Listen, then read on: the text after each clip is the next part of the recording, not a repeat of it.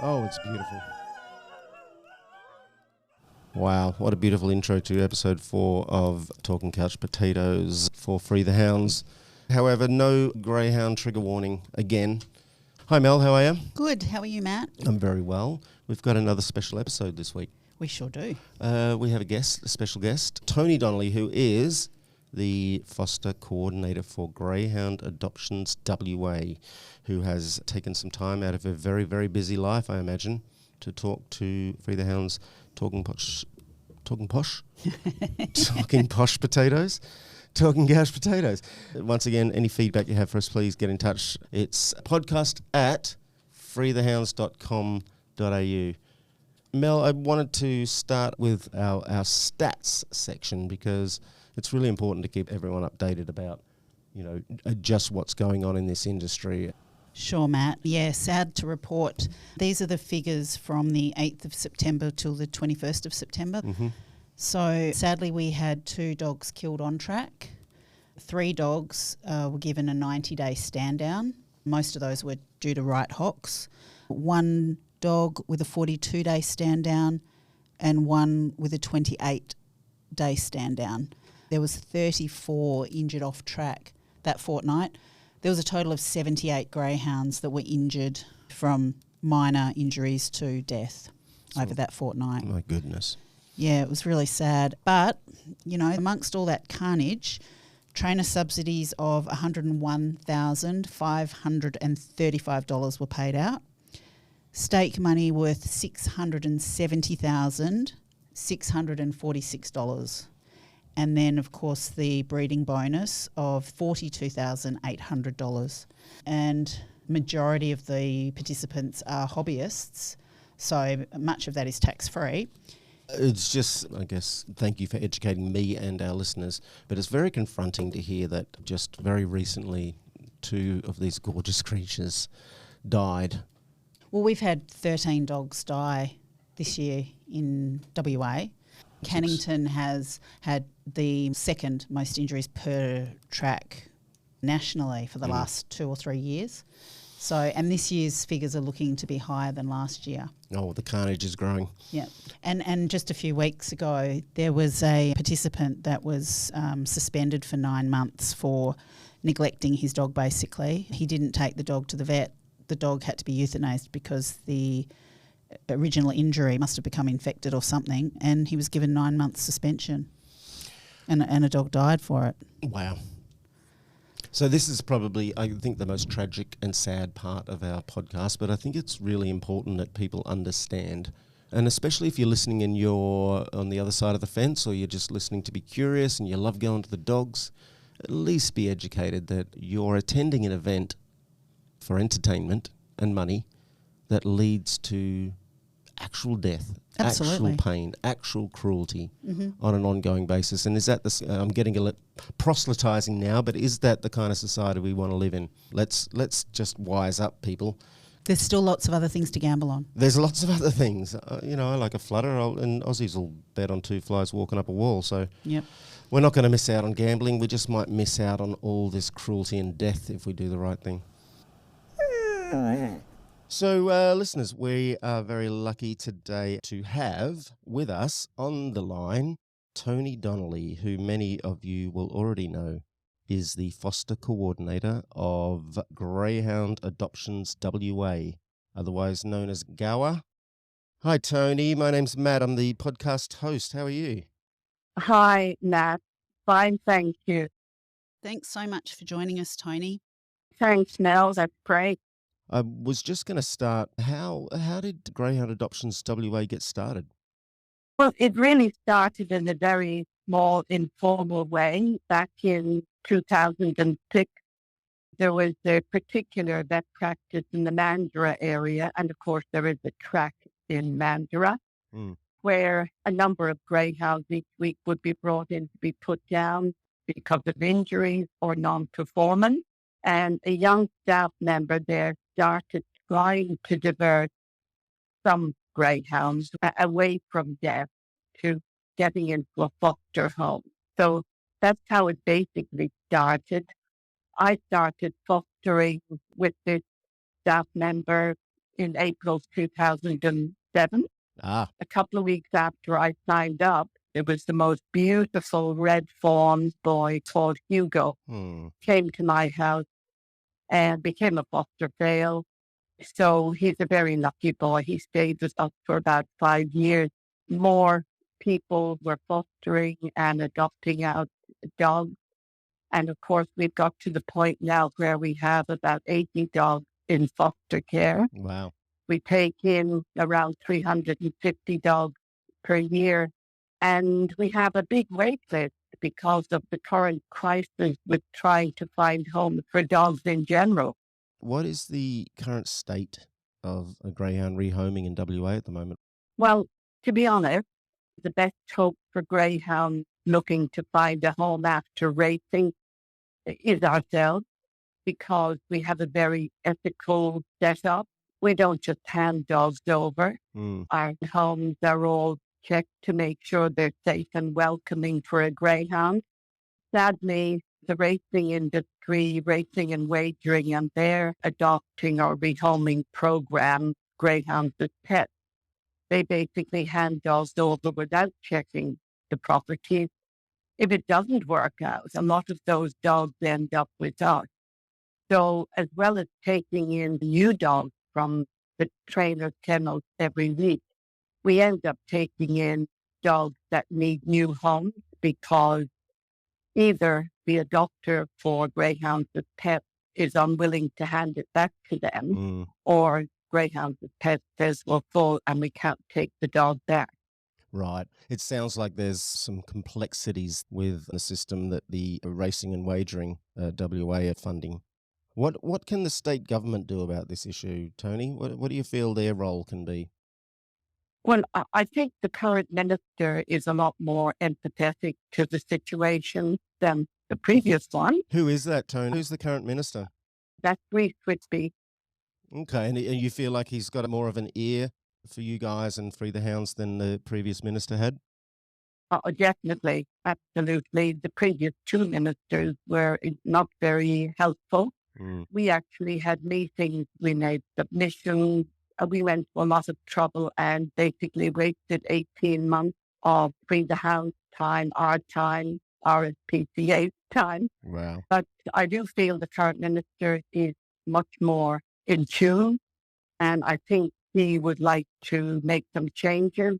Whether his party would go along with that is another issue. Well, it's reassuring to hear that all the tireless work you're doing and Free the Hounds are doing might land on more fertile ground. If you guys weren't around doing this work, what would the implications be of that? I think there would be a huge gap. Obviously, there'd be thousands of dogs that would not be finding homes. There are many of them just sitting in kennels at the moment with nowhere to go. And some of them will be in a state of neglect. Some of them will be shut down.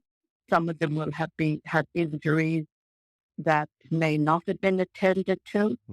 Only this week we have the example of a dog having an injury 6 months ago at the track. The instructions from the steward was that the dog had to see a vet within 24 hours. That never happened.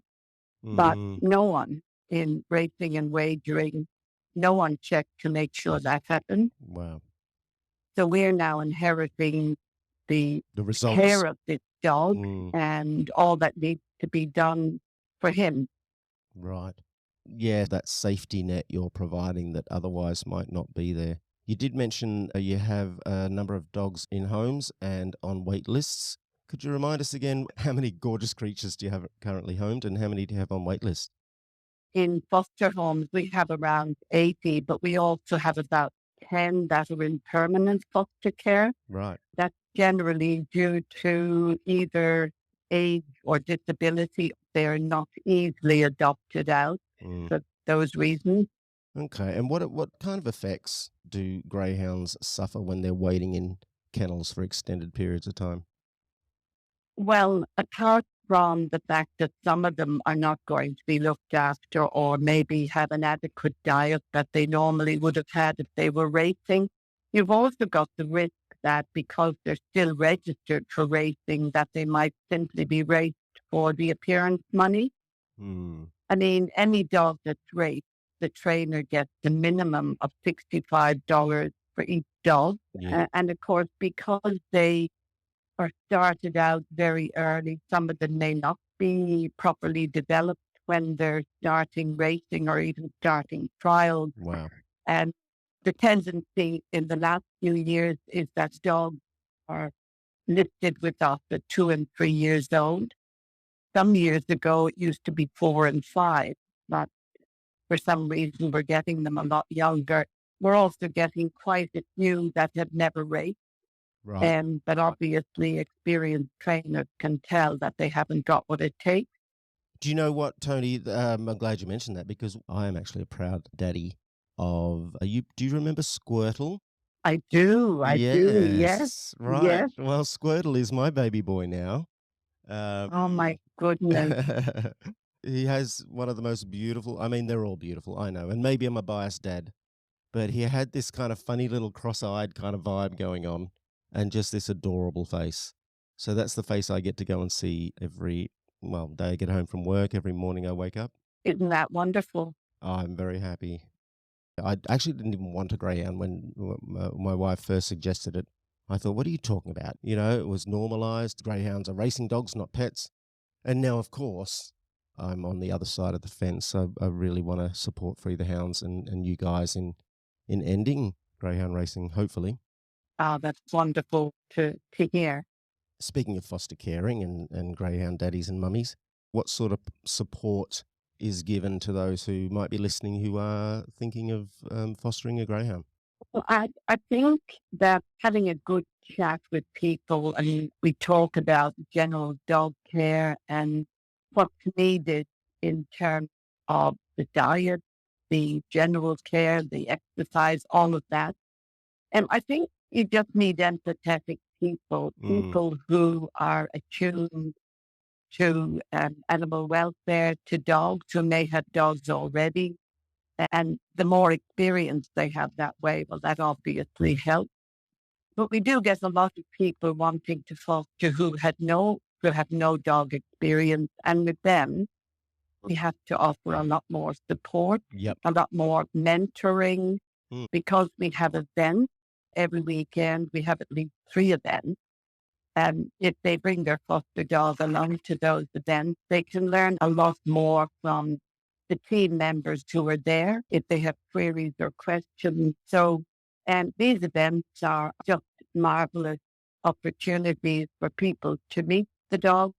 Great opportunities for anyone who wants to get involved in doing something bigger than themselves. I think that each one of us needs something more than what we do every day and what we are every day. Yeah, more than, I guess, a self-centered life. It is fulfilling. And once again, we thank you for the tireless work you do. What's the next event coming up, Tony?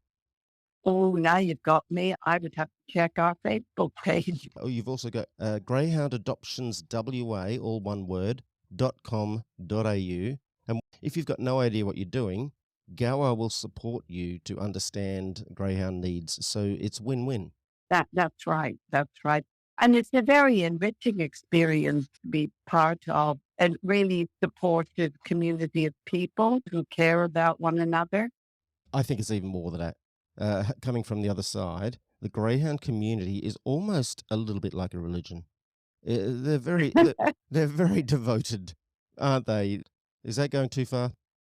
No, I agree. I've worked in multidisciplinary teams most of my life as a school teacher and a community social worker. And I've never worked in a team of people who are so highly motivated and highly dedicated Yep. to the work that they've taken on.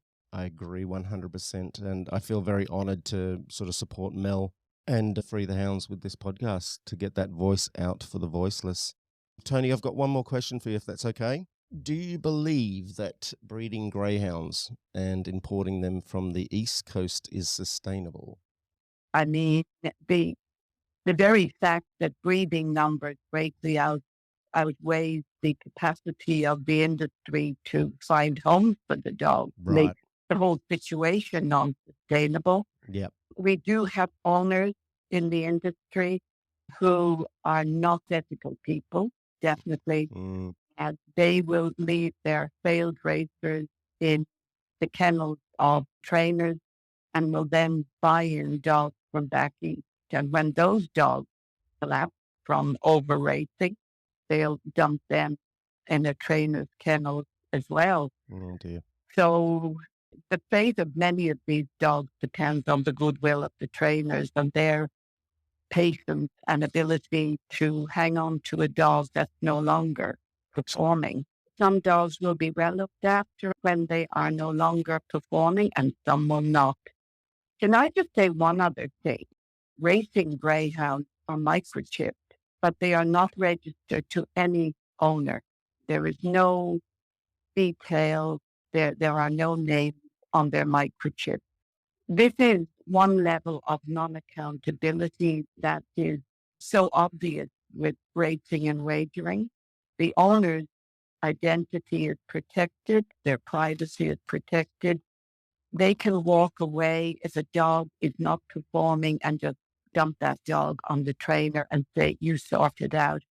There are several examples we could give about the lack of care that some of the owners exhibit in terms of their dog. We had one dog with cataract, 3 owners. One owner said, I'll pay 1/3. The other 2 said, forget it. So we ended up paying $5,500 for that dog. Wow. What can people do to support Gower? I think very obviously fostering. It is a struggle every week, finding enough foster carers for the new dogs coming in. Right. Let alone not knowing how many dogs from our own organization might be in need of a new home. Yep. Because of financial constraints on the families or rental issues. Dogs from greyhounds as pets. So the big message, I guess, is if you're listening and you're considering fostering, or maybe you have one greyhound and you're considering fostering another, just get in touch with Gower. The more fosterers, the better. This is something new, Toni. I just wanted to get your thoughts. We had 2 greyhounds die on the track at Cannington last night. Were you aware of that? I am, yes. I deal directly with the trainers and have been for the last 17 years. They'll say Cannington is a very dangerous track, and the racing and wagering won't listen to them when they complain about the track. There are some trainers who are not happy to race there and do so as little as possible. Wow. If I could just finish up, it's been so lovely to talk to you, and I can sense the passion that you feel, and I really resonated with the idea that we need to live our lives helping others. I think that's ultimately what will bring us some joy. What drives you now, Toni? What inspires you to keep doing this work? Oh, I think the dog. Looking at our wait lists of over 100 dogs and thinking if only we had kennels that we could take in more and have them properly looked after. I mean, this is what racing and wagering had the funds to do. They should have bought kennels in the last few years, knowing that the numbers, even without COVID, the numbers of dogs needing to find homes is going to be huge. Yeah. We did ask 5 years ago when we met with the then Minister Papalia to have an independent monitoring group to check on the welfare of the dogs at the track and in the kennels. That flatly refused. Right. We may have a chance of getting it now if the current minister can get it past his party. I wish you all the luck, Toni. We all wish you all the luck. Rhys Whitby, if you're listening, I hope you are. Can we email politicians and say, listen to this? Rhys Whitby, Absolutely. if you're listening. And also an interesting note, Minister Whitby has the largest volume of Gower adopted dogs in his electorate. Wow. There we go. We've looked at the figures, haven't we, Toni? So Yeah, he has got the most, he's the biggest representation of, or his electorate is, of Gower greyhounds. What if I ask all of our podcast listeners, email Rhys, Yep. and if enough of us do it, He might listen. maybe he might come on the show. That'd be nice. I'd love to say hi. Toni, thank you so much for your time. Thank you for the opportunity, and I hope more people will ring me about fostering. What is the number they can call, Toni? It's number 0438 601492. I hope your phone goes off the hook, as they say. Is it off the hook? On the hook or something? Thanks so much, Toni. Thanks, Matt and Mel. I hope we can talk again. Bye-bye. Sounds good. Bye now. Mel, what did you think of our interview with Toni Donnelly? Great. Yeah, really good. It is tremendously sad, though, that we still have this issue of so many dogs needing homes. When Racing and Wagering implemented the Greyhound Injury Full Recovery Scheme, which is the scheme that they run whereby if a dog, suffers a major injury, that they will actually pay for its rehabilitation and look after it until it can be rehomed. I don't think they realised that the volume of dogs was going to cause such a glut. Right. There's some 60 dogs from that scheme that are looking for homes, plus all the other dogs. Exactly. Just in a sort of transitional no man's land. In kennels waiting. Right. And then you've got all the other dogs that are waiting to be rehomed that are just being retired as they come out from racing. And it's great that they're saving these dogs. Some, we believe, should be euthanized because they spend way too long and have too many surgeries and it's just too uncomfortable for them. So it's almost cruel to absolutely. Yeah. But it's so that they can save face and they don't lose the social license because they can say, oh, look at our figures. We don't euthanize nearly as many dogs as we used to. Yeah. So GOA, they're doing really important work then, aren't they, to fill the gap? Yep. Basically. And yeah, very was that a pun? That wasn't meant to be. I just realised it was.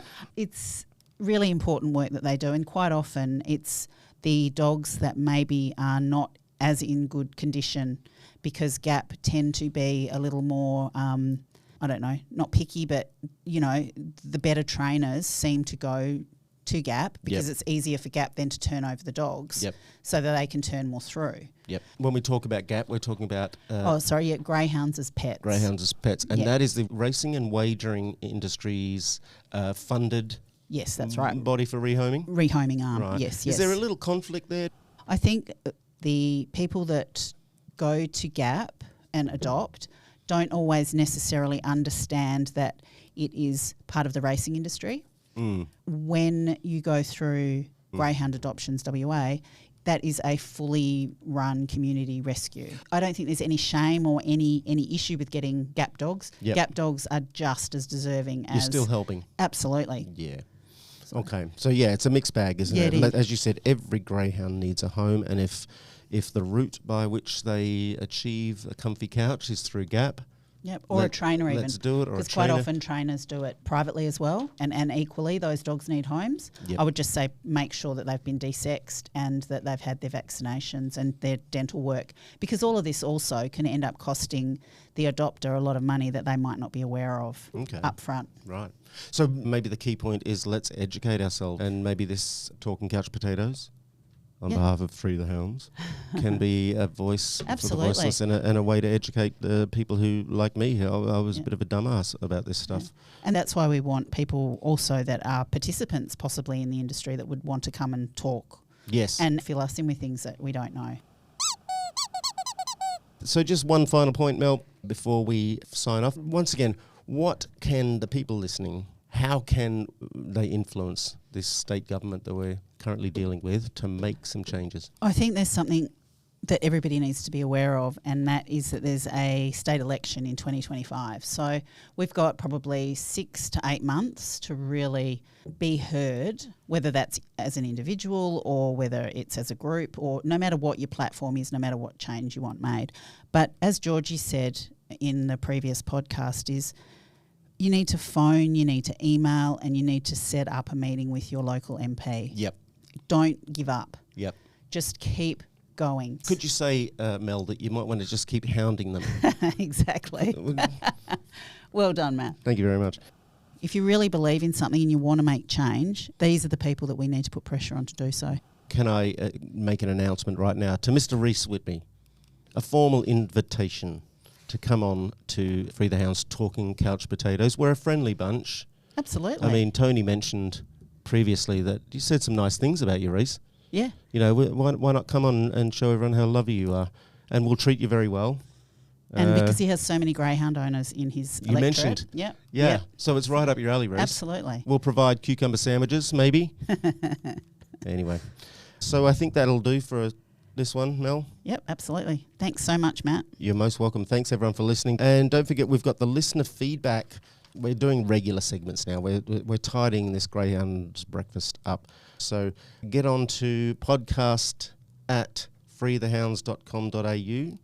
Email us with some ideas. And if maybe you could even ring in and say hi. So, yeah. Thank you for listening. Please listen again. Let's get together and release the hounds. Bye, Matt.